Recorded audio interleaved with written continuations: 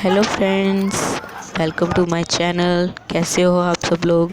और यहाँ हो गई है सुबह सुबह सुबह के टाइम में बनाने जा रही हूँ आलू की कचौड़ियाँ। और यहाँ मैंने आलू तोड़ लिए हैं और इसमें मैंने डाल दिए हैं सारे मसाले, जैसे कि धनिया, लाल मिर्च, नमक, जीरा, थोड़ी सी हरी मिर्ची और नमक, हल्का सा गरम मसाला और हींग। इन्हीं सभी चीज़ों को मिक्स कर लिया है मैंने आलूओं में और अच्छे से मैश कर लूँगी। मिक्स करने के बाद फिर मैं यहाँ पे आटा मैंने मार चुकी थी पहले ही, और आटा मारने के बाद अब मैं इसकी बना रही हूँ लोई। और लोई बनाने के बाद मैं आलू की जो पिट्ठी तैयार करके अच्छे से इसके अंदर भर लूँगी, लोई के अंदर।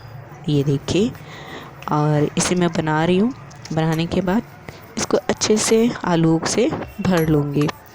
और हमें आलू ज़्यादा भी नहीं भरने चाहिए, और ना ही ज़्यादा भर लेते हैं तो कई बार ऐसा होता है कि आलू की टिक्की फिर कचौड़ियाँ फटने लग जाती हैं। तो ज़्यादा भी नहीं भरना चाहिए, और मीडियम आपके अनुसार, आप अपने अनुसार जैसे उस आपको सुविधा लगे उतना ही आलू भरना। और ये देखिए, मैंने अच्छे से भर लिया है इसको, और ये बिल्कुल भी नहीं फटेगी इस तरीके से हम बनाएंगे तो। और ये देखिए, अच्छे से मैंने इसके अंदर आलू भर दिए हैं, और ये मेरी आलू की कचौड़ी बेल ली है मैंने अब।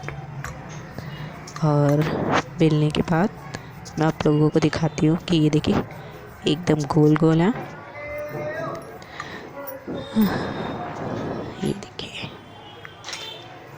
बिल्कुल भी इसमें से ये फटेगी नहीं, और ये अच्छे से बन के मैं एक और तैयार कर लेती हूँ। और आज मैं आप लोगों से एक बात शेयर करना चाहती हूँ कि ऐसा क्यों होता है कि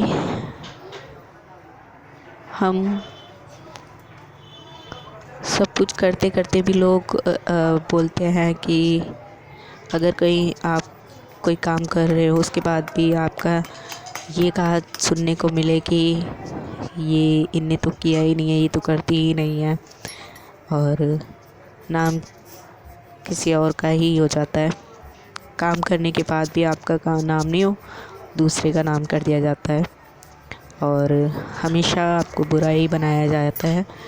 वो इसीलिए भी होता है कि कई बार ऐसा होता है कि अगर आपके हस्बैंड आपका साथ दे रहे हैं तो ससुराल में आपको सब सुन लेते हैं। बाकी अगर आपका हस्बैंड ही आपके साथ नहीं है, ना साथ दे रहा है, तो फिर कोई भी आपको सपोर्ट नहीं करेगा, बल्कि सब आपका गलत ही समझेंगे, गलत ही बोलेंगे। और हस्बैंड सपोर्टिंग होने चाहिए, केयरिंग होने चाहिए, पर ऐसा नहीं है मेरे साथ। मेरे हस्बैंड बिल्कुल भी मेरा साथ नहीं देते, जिसकी वजह से मुझे बहुत ज़्यादा झेलना पड़ा है। और मेरे ससुराल में सब मुझे बहुत गलत बोलते हैं, बुरा भला कहते हैं, पर फिर भी मैं अपने ससुराल में रह रही हूँ अपने बच्चों के साथ, कि इसके अलावा मेरे पास कोई ऑप्शंस भी नहीं है। अगर पर ऐसा नहीं होना चाहिए कि कोई इंसान एक इंसान के ऊपर कम से कम 10 से 15 जने हावी हो रहे हैं एक अकेले इंसान पे। मैं एकदम अलग फैमिली में आके यहाँ पे रह रही हूँ, और एकदम अपोजिट फैमिली में आके रहना, और फिर वहाँ पे एक हस्बैंड ही होता है जो आपको सपोर्ट करता है। और अगर हस्बैंड भी सपोर्टिंग नहीं मिलता है ना, तो फिर भाई सब चढ़ जाते हैं। और मेरे ऊपर तो कम से कम 10 जने तो हैं ही, 10-11 जने तो ये मान लो तैयार रहते हैं लड़ने के लिए, मुझे गलत ठहराने के लिए। और जहाँ एक अकेले इंसान के साथ 10 जने हैं, तो 10-11 जने एक बात बोल रहे हैं तो लोग उनकी ही सच मानेंगे कि 10-11 जने सच झूठ थोड़ी ना बोलेंगे, एक अकेला इंसान ही झूठ बोल रहा होगा। तो मैं हमेशा झूठी ही साबित होती हूँ, चाहे कोई गलती हो या ना हो, पर फिर भी गलती मेरी ही निकलती है हमेशा, क्योंकि मेरे हस्बैंड मुझे ही बोलते हैं कि तू ही गलत है, तू ही गलत है। तो सब फिर भी मैं यहाँ रह रही हूँ। बहुत बहुत समय हो गया ये सब देखते देखते, झेलते झेलते बहुत परेशान हो जाता है एक अकेला बंदा जिसका साथ देने वाला कोई नहीं होता। और पर लोगों को ये भी समझ नहीं आता कि एक इंसान के ऊपर 10-10 जने हावी हो रहे हैं। तो ऐसे में माइंड बहुत ज़्यादा ख़राब भी हो जाता है। कभी कभी तो मन करता है कि हम कैसे माहौल में आ गए हैं, हम पे 10-10 जने हावी हो रहे हैं और हम सही होने के बाद भी हम गलत ही साबित हो रहे हैं। कोई हमें सुनना ही नहीं चाहता कि हमारी गलती है भी या नहीं है। तो बुरा लगता है। सर क्या करें। मेरे पास 3 बेटियां हैं। ये भी मेरा माइनस पॉइंट है कि मेरे पास 3 बेटियां हैं। मुझे मेरे हस्बैंड सपोर्ट नहीं करते, इसीलिए मुझे और सुनना पड़ता है कि 3 लड़कियां हो गई हैं, एक भी लड़का नहीं है। इसलिए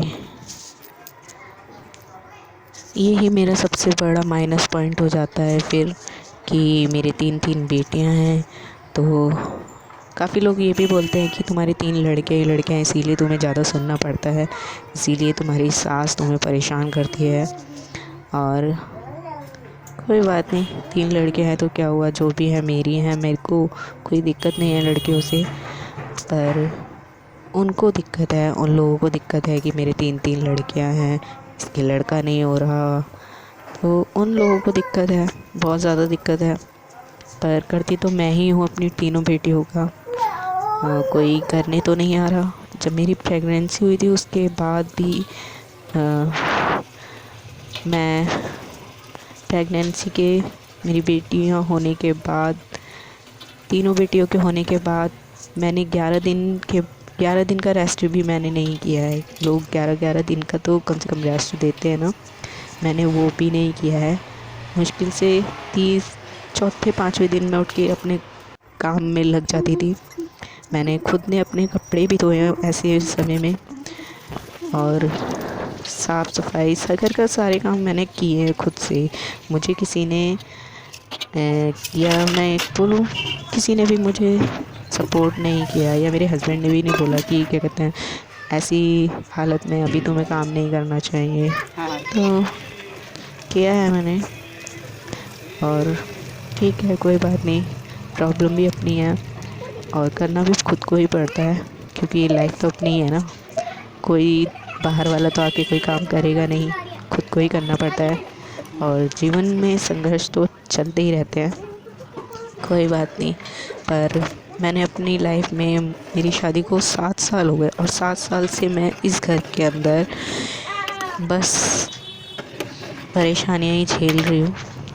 पता नहीं कब ये सारी परेशानियाँ ख़त्म होंगी, पर हस्बैंड सपोर्टिंग होने चाहिए। अगर आपके हस्बैंड आपके साथ देने वाला है तो आप ससुराल में रह पाते हो ठीक ठाक।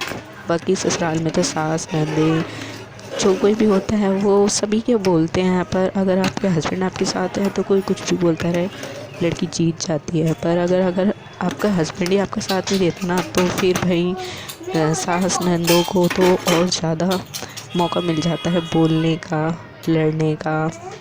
तो मेरे हस्बैंड अपनी मम्मी के साथ है, अपनी बहनों के साथ हैं। वो उन्हें लगता है कि जो उनकी मम्मी कह रही हैं, जो बहनें कह रही हैं वो सही है, और मैं जो कह रही हूँ वो गलत है।